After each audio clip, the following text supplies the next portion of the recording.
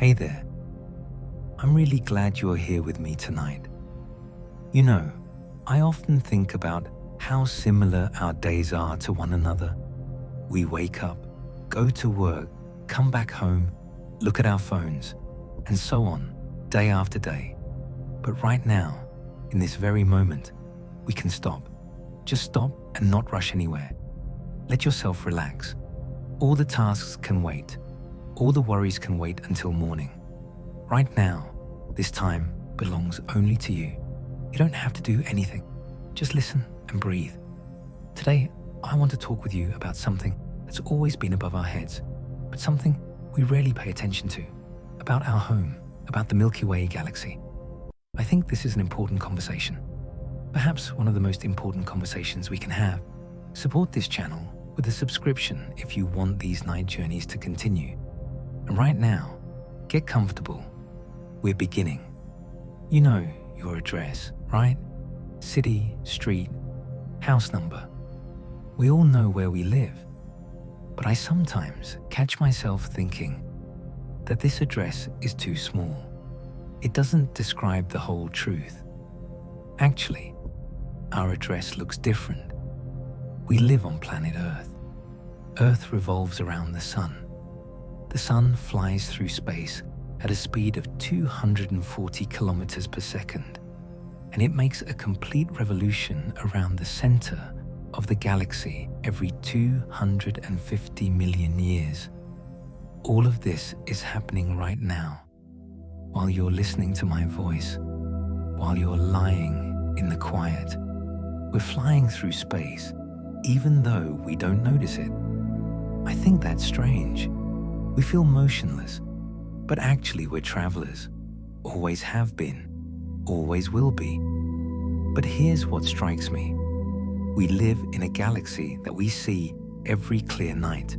It hangs above us like a band of milk across the sky. Our ancestors called it the Milky Way because it reminded them of a road where salt merchants had spilled their salt. And it seems like we know it, that it's familiar, stable, understandable. But the truth is, we barely know it at all. The Milky Way isn't a static picture. It's a living, wild, constantly changing structure with 200 billion stars. It breathes, it changes, it collides with other galaxies. It gives birth to new worlds and swallows old ones. And here's the question that won't let me go. If this is our home, isn't it time to get to know it better? I don't know the answer, but I know that the path to understanding begins with simple things, with stopping and looking carefully. When I look at the night sky somewhere far from the city, where there's no light, I see the same band that people saw thousands of years ago, a faint luminous path crossing the sky. But now I know that this isn't just fog. These are billions of stars that have merged into one luminous stain because they're too far away for us to distinguish them separately. We're looking at our galaxy from the inside, as if you were standing in the middle of a huge city trying to understand its shape without being able to rise above it. And it seems to me that there's something deeply human in this. We always try to understand what we ourselves are part of. It's difficult. It might be impossible to fully achieve, but we try anyway. The Milky Way has a spiral shape. Imagine a huge disk rotating in the darkness of space. In the center is a bright nucleus. Spiral arms extend from it, like a whirlpool in water. The diameter of this disk is 100,000 light years. This means that light, which travels at a speed of 300,000 kilometers per second, covers this distance in 100,000 years. I sometimes try to grasp this number. I can't. It's too big for my understanding. But that's exactly where the beauty lies, it seems to me. We can know the figure without truly understanding it. And the sun? We're located somewhere on the outskirts, in a quiet suburb of the galaxy, 26,000 light years from the center, in a place where few will notice us. In the center of our galaxy lives something extraordinary, a supermassive black hole. It has a name, Sagittarius, a star, and it weighs as much as 4 million suns. A black hole doesn't emit light. It absorbs everything that comes too close. Even time slows down near it. But we know it's there because we see how stars around it orbit at incredible speeds. I think about this often. At the heart of our home is darkness. But it's precisely this darkness that holds everything together. It's what keeps the galaxy from falling apart. It seems to me there's a certain metaphor in this, but I won't voice it. Everyone can find their own meaning. Here's another thing that strikes me. When astronomers began measuring how fast our galaxy rotates, they discovered something strange. Stars on the outskirts were moving too fast. According to the laws of gravity as we know them, they should have flown off into space, but they don't fly off. Something holds them, something invisible. Scientists call this dark matter. We don't see it, we don't feel it. We don't even know what it's made of, but it makes up the majority of our galaxy's mass. This means a simple but staggering thing. We don't know what most of our home is made of. And you know what? I don't consider this scary. On the contrary, it seems wonderful to me to know that there are things we don't yet understand. This means there are still many discoveries ahead. Many questions, much wonder. The Milky Way isn't alone. We have a neighbor, the Andromeda Galaxy. It's slightly larger than us and is located 2.5 million light years away from us, and it's flying toward us. Right now, we're moving toward each other at a speed of 110 kilometers per second. In 4 billion years, we'll collide. When I first learned about this, I was scared, but then I understood. It's not a catastrophe, it's a dance. Two large structures slowly approaching to unite into something new, something bigger. The stars won't collide. The distances between them are too great. The two galaxies will simply intertwine, mix, and give birth to a new galaxy. Scientists have already given it a name, Milky. I won't see this. You won't see it. Humanity might not see it, but it will happen. And there's something calming in this. The universe lives by its own laws, regardless of our hustle and bustle. In the spiral arms of the Milky Way, new stars are constantly being born. There are huge clouds of gas and dust there. They're called nebulae. And when part of such a cloud compresses under its own weight, it heats up. It heats up more and more. And at a certain moment, a thermonuclear reaction begins in its center. A new star ignites. Every star in the sky was born exactly this way. Our sun was born this way 5 billion years ago, somewhere in a cloud of gas that has long since dissipated. I think about this and understand. We're all children of stars. Not metaphorically, literally. Every atom in our body was once part of some star that exploded billions of years ago. The iron in our blood, the calcium in our bones, the carbon we're made of. All of this was born in the hearts of stars and scattered across space when they died. We're not just inhabitants of the galaxy, we're part of it itself. Sometimes I think about how small we are. One planet, one star among 200 billion, one galaxy among trillions of others. And this can be frightening. It can cause a feeling of insignificance. But I've learned to look at it differently. Yes, we're small. Yes, we live short lives in an infinite universe. But we're also the only ones who can realize this. We're the part of the universe that learned to look at itself, that learned to ask, who are we? Where are we from? Where are we going? And in this, it seems to me, there's enormous value. You know what strikes me most? We can see the past. When we look at stars, we're looking through time.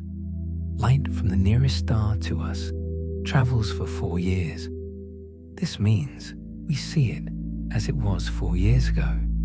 And stars on the other end of the galaxy, their light travels to us for 100,000 years. When it left that star, there was no civilization on Earth yet. People were just beginning to leave Africa. And now this light has reached our eyes, and we see it. We're looking at events long past, at a world that might no longer exist. This is strange. This is beautiful. This reminds me that time isn't as simple as it seems.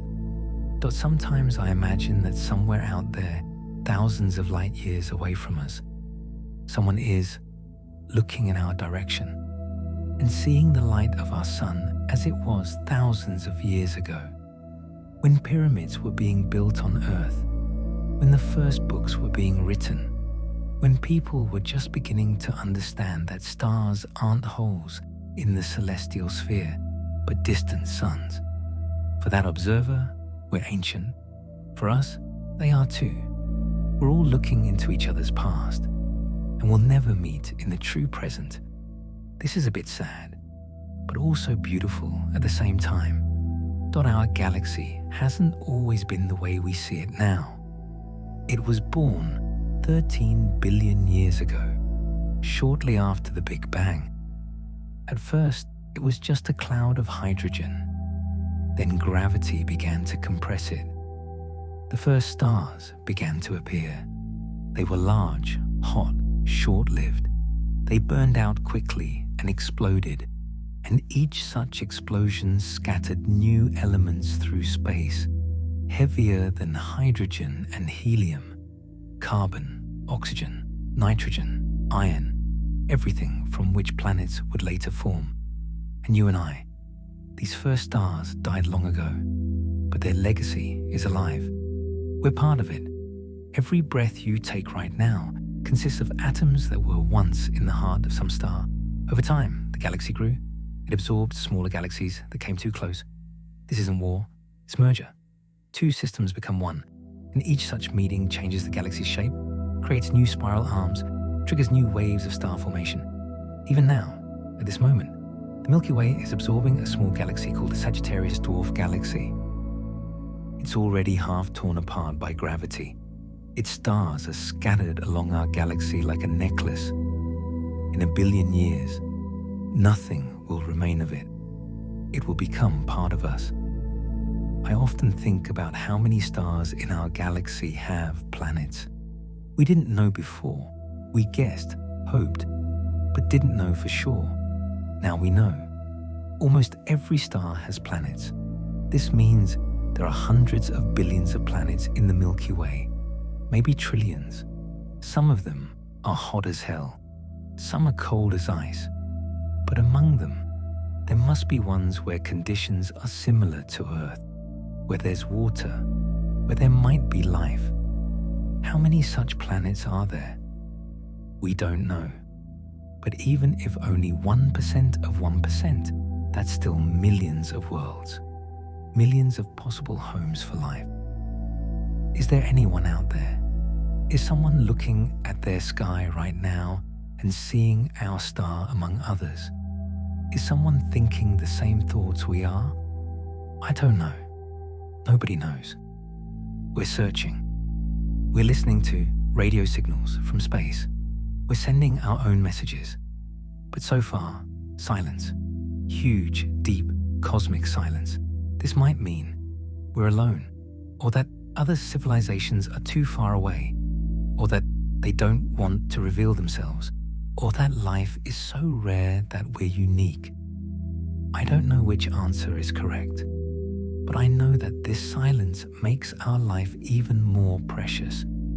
If we're the only ones in this galaxy, then we bear enormous responsibility to preserve this miracle, not to destroy ourselves, to go out into space and continue the story of life further. There are places in our galaxy where you wouldn't want to be. There are regions where stars are born and die so quickly that space is filled with radiation. There are areas around black holes where gravity will tear apart anything that comes too close, down to atoms. There are places where stars stand so densely that they regularly fly past each other, ejecting planets from their systems into dark space. We live in a quiet place, on the outskirts, in a safe zone. This isn't coincidence, it's necessity. If we lived closer to the center, life on Earth would be impossible. Too much radiation, too much chaos. We're here because only here are beings like us possible. Our galaxy rotates, but it doesn't rotate like a solid body. Inner parts rotate faster, outer parts slower. The sun makes a complete revolution in 250 million years. The last time it was in this same place, dinosaurs rule Earth.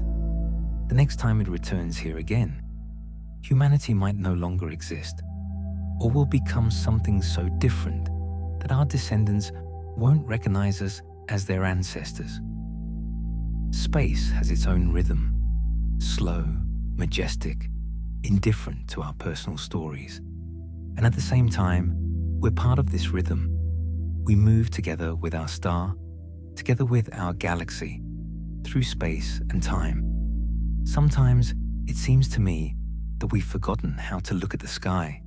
In cities, lamplight obscures the stars. We can live our whole lives without seeing the Milky Way. This is sad, because when we don't see the stars, we forget our place in the universe. We begin to think that only our problems matter, our worries, our fears. But all you need to do is go to a dark place away from the city and look up. And then you understand. All our problems are so small, so temporary, and space is so big, so old, so indifferent to our suffering. And there's something liberating in this. What frightens you today will be forgotten tomorrow, but the stars will shine for billions more years. I'm not saying our lives aren't important. On the contrary, precisely because we're so small and live so briefly, every moment becomes precious. Every meeting, every smile, every day when we can breathe, think, love. We're a tiny spark in the boundless cosmos, but we're a spark that can comprehend the cosmos itself, that can understand that stars are made of the same atoms as we are, that can ask why something exists rather than nothing. This is incredible. This is a miracle. The Milky Way will exist for billions more years after we're gone. It will absorb Andromeda. It will give birth to trillions more stars. Some of them will have planets. On some of these planets, life might appear. Perhaps some beings will one day look at their sky and see the stars we see today. Maybe they too will wonder about their place in the universe. Maybe they too will feel what I feel now, this strange cocktail of amazement, awe, understanding of one's own smallness, and at the same time belonging to something huge.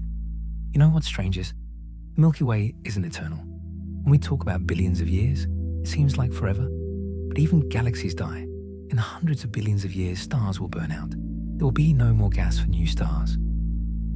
The galaxy will gradually fade. It will become a dark cluster of dead luminaries and planets.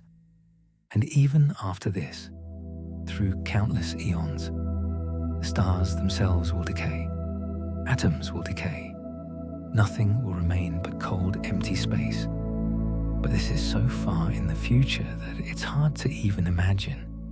Right now, the galaxy is alive. Right now, it breathes with new stars. Right now, we can see it. And this present is the only thing we have.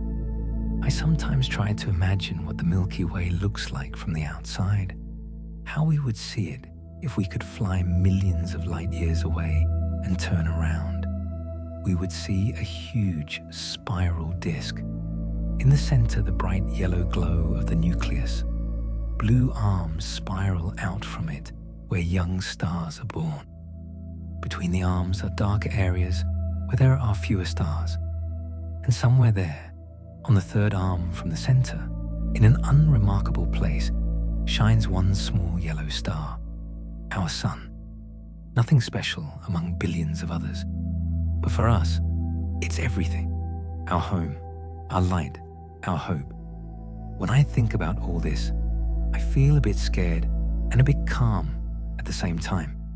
Scared because we're so small, because we can so easily be lost in this immensity, because we have no control over cosmic forces that can destroy us in an instant.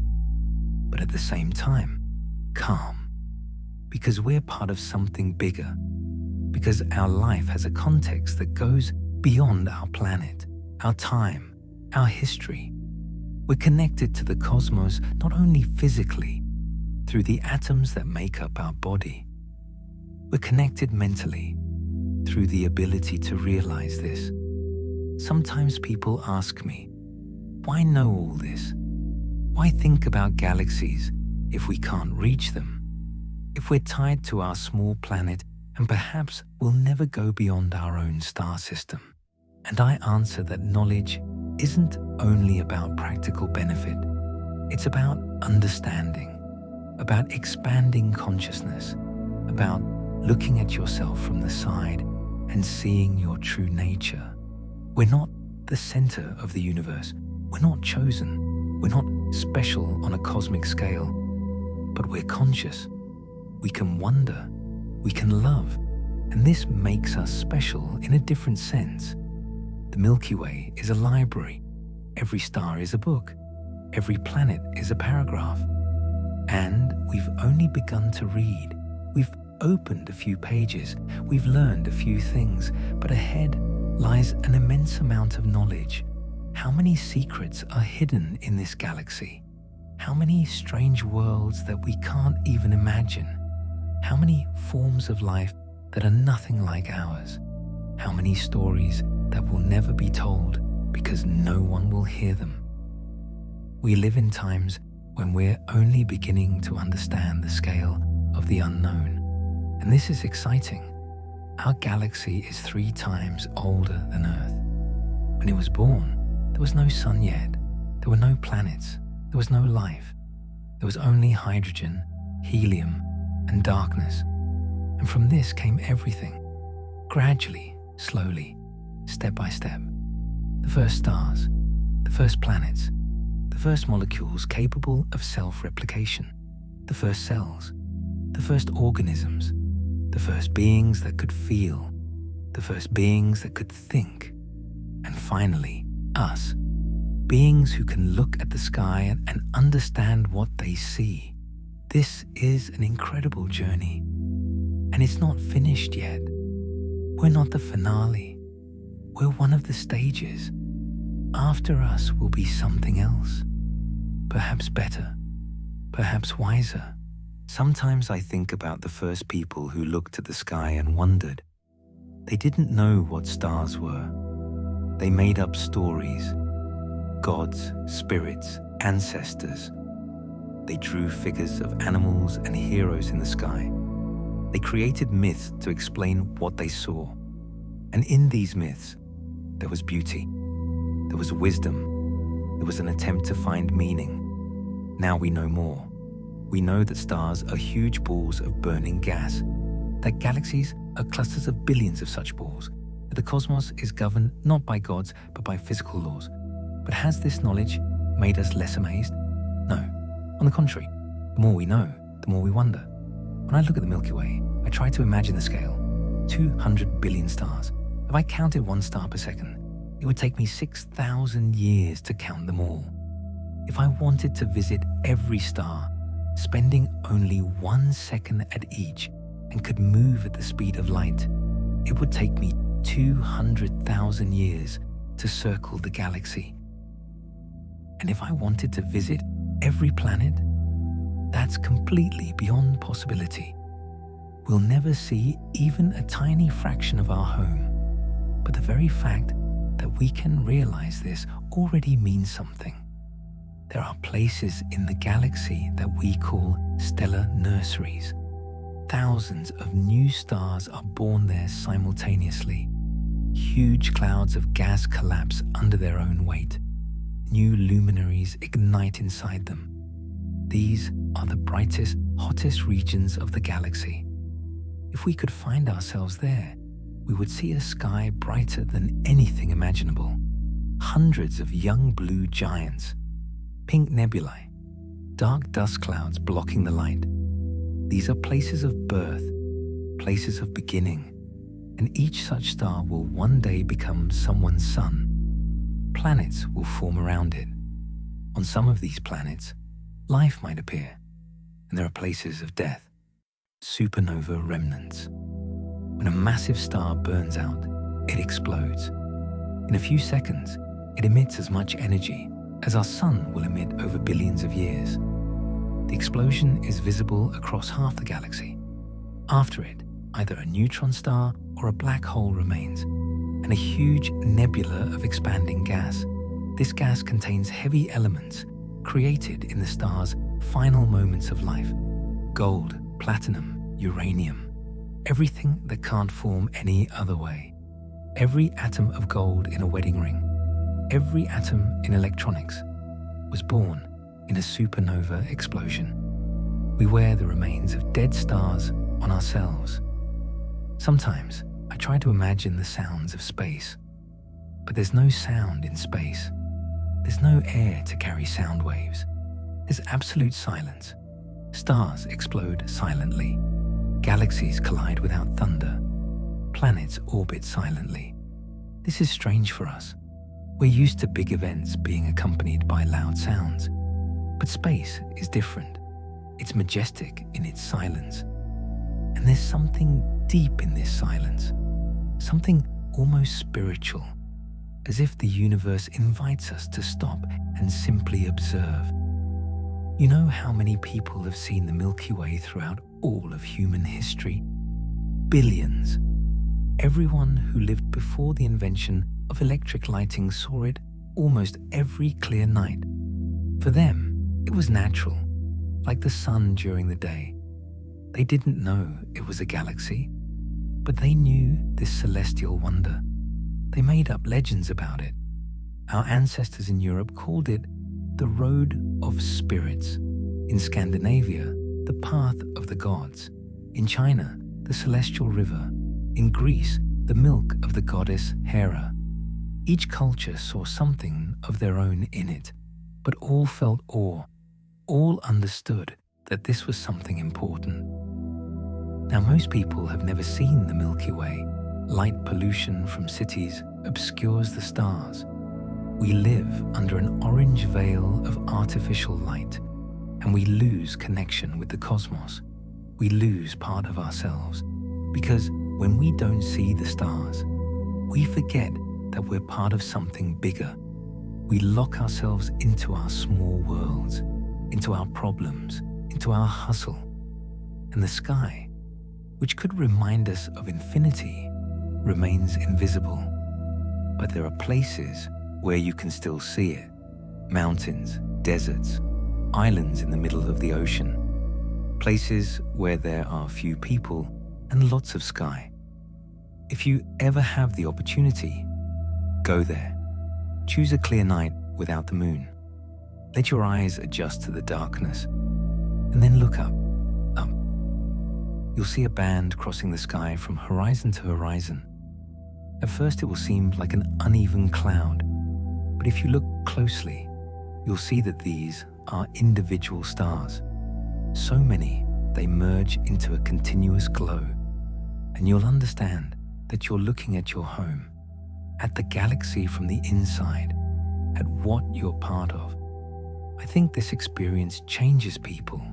You can't look at the Milky Way and remain the same. Something shifts inside. Some new perspective opens. You understand that your worries are small, not in a bad sense, just in context. Whatever's happening in your life, the stars continue to shine. The galaxy continues to rotate. The cosmos continues to exist. And there's something calming in this. The world doesn't revolve around our problems. It simply is. Majestic, indifferent, beautiful. Our galaxy is also a time machine. When we look at distant stars, we're looking into the past. The nearest stars show us events from a few years ago, more distant ones from decades, even more distant ones from centuries and millennia. And those on the opposite end of the galaxy show us a world that existed 100,000 years ago, when humans on Earth were just beginning to spread across the world, when language was just emerging, when the first artists were painting on cave walls. We see their light that has been traveling through the void all this time. It journeyed through space while humanity grew, developed, built civilizations. And now it has reached our eyes. This means the sky isn't just space, it's also time. Every star in the sky is a window into the past. And the farther we look, the deeper into the past we peer. When we invent a way to look at other galaxies, millions and billions of light years from us, we'll see the young universe. We'll see the first galaxies. We'll see how it all began. We'll literally be looking at creation, not metaphorically, literally. Sometimes people ask me if I believe in God. I don't know the answer. It's a complex question. But I know that when I look at the stars, I feel something that can be called spiritual. Not necessarily religious, but spiritual. A feeling of belonging, a feeling of awe, understanding that there exists something greater than me, greater than humanity, greater than everything I can comprehend. Is this God? Is this just nature? I don't know. Maybe it doesn't matter. Maybe what matters is just this feeling, this reverence before infinity. In our galaxy, there are hundreds of billions of possibilities for life. But where is it? Why are we still alone? This question is called the Fermi paradox. If life is so possible, where is everyone? Why don't we see signals?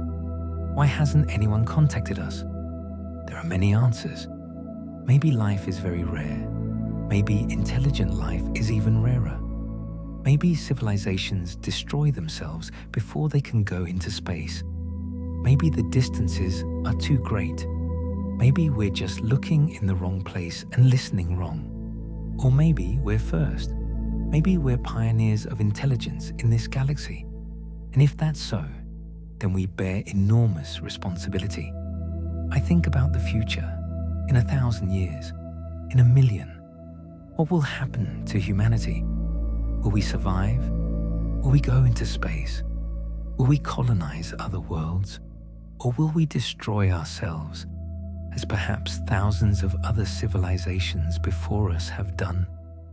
I want to believe we'll survive, that we're wise, that we'll learn to live together without destroying each other and our planet. That one day our descendants will fly to the stars. They'll build a home on another planet. They'll look at their sky and see different constellations. But they'll remember Earth. They'll remember where they came from. They'll remember that once we all lived on one small blue planet, near a yellow star on the outskirts of the galaxy. The Milky Way isn't just our home. It's our context, our history, our future. We were born in this galaxy. We're made from its matter. We breathe its air, or rather air created from atoms it produced. We eat food grown in the light of its star. We live thanks to energy that came from its center billions of years ago. We're inseparable from it. We're its part. Like a cell is part of a body. Like a drop is part of an ocean. And you know what's strangest? The galaxy doesn't know about us. It's not aware of our existence. For it, we're smaller than dust, but we know about it. We can see it, study it, understand it. We can appreciate its beauty. We can feel awe before its majesty. In a sense, through us, the galaxy knows itself. We're its eyes, its consciousness, its way of looking in the mirror. Sometimes I lie at night and just think about this, about the fact that right now, at this moment, the sun is flying through space. Earth is flying around the sun. I'm rotating together with Earth. All of this is happening at incredible speeds, but I don't feel the movement. I feel calm, quiet, stillness, and there's something beautiful in this contradiction. We live in cosmic chaos of movement, but experience it as calm. Our brain creates an illusion of stability in a world of constant change. The Milky Way changes every second. Stars explode. New stars are born. Planets collide. Black holes absorb matter. Gas clouds collapse. But from Earth, the galaxy looks unchanged, the same as it looked thousands of years ago, the same as it will look thousands of years in the future. This is an illusion, but a beautiful illusion. It gives us a sense of constancy in an inconstant world. I think that's exactly why people always look to the stars in difficult times. When everything around is falling apart, when life becomes unpredictable, when the future is unclear, the stars are still in place. They remind us that there's something more, something stable, something eternal. Of course, this isn't entirely true. Stars die too. Galaxies change too. But on a human timescale, they're eternal. And that's enough. Our galaxy is also a library of possibilities. Every planet is an experiment. Nature tries different combinations, different conditions, different paths of evolution. Somewhere a planet is too hot and life is impossible. Somewhere too cold. Somewhere there's water, but not the necessary elements. Somewhere there's everything needed, but the orbit is unstable. And somewhere, very rarely, everything comes together perfectly, and life appears. Maybe simple, maybe complex, maybe intelligent. We're one of these experiments, one of the rare successes. And we still don't know how many such successes there are in the galaxy. 1, 10, 1,000,000. Each answer has its implications. If we're the only ones, then the entire responsibility for intelligence in this galaxy rests on us. If we disappear, consciousness disappears too. The galaxy will become blind, meaningless, just physical processes with no one to observe them. This is a frightening responsibility. But if there are many of us, then we're just one link in a chain. Our disappearance will be sad, but not critical. Others will continue. Others will look at the stars. Others will ask questions. I don't know which of these answers is correct, but both make me value our existence even more. You know what strikes me most about the Milky Way? Not its size, not the number of stars, not its age, but that it exists at all, that something is rather than nothing. This is the biggest mystery. Why does the universe exist? Why is there matter, energy, space, time? Why are there laws of physics that allow galaxies to form? Why did structure, order, beauty emerge from the chaos of the Big Bang? There are no answers to these questions. Perhaps there never will be. But it's precisely these questions that make our existence amazing. Sometimes I try to imagine absolute nothingness, not darkness, because darkness is already something, not emptiness, because emptiness is space, and space is already something. Absolute nothingness, when there's no space, no time, no possibility for anything to be. I can't imagine this. My brain isn't designed for it. But attempting to think about it makes the existence of the Milky Way even more miraculous. From nothing came something. From simple came complex. From non-living came living. From unconscious came conscious. This is incredible. The Milky Way is also our legacy. Everything we'll ever create, everything we'll think, everything we'll become, will remain part of this galaxy. Even if humanity disappears, traces of our existence will remain. Radio waves we've sent into space will continue to fly. Probes we've launched will continue their journey. Perhaps in millions of years, someone will find them. Someone will see our messages.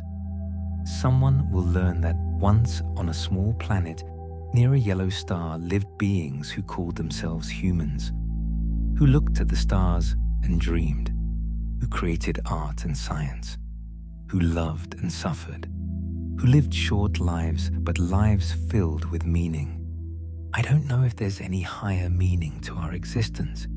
Don't know if someone created us intentionally or if we're accidental. Don't know if there's life after death or if this is all we have. But I know one thing. We're here, now, in this moment, and we can choose what to do with this. We can spend life in ignorance, never looking at the stars, or we can stop, look up, and see our place in the universe. We can live a small life, or we can live a life that realizes its cosmic context. The Milky Way isn't just a galaxy, it's a reminder that we're part of something bigger, that our problems are temporary, but our life has meaning, that we're simultaneously small and great, small compared to the cosmos, great in that we can realize this. Every time you look at the stars, you're looking at your family, at brothers and sisters in the cosmic sense. Because we were all born from the same matter, we're all children of one universe, and now our night journey is coming to an end. We've traveled through space and time, from our small planet to the spiral arms of the galaxy, from the present to the past and future. We couldn't encompass everything. It's impossible. But we did the main thing. We stopped. We looked carefully. We saw the beauty and majesty of our home. Now, when you go outside on a clear night, you won't see just lights in the sky. You'll see a story.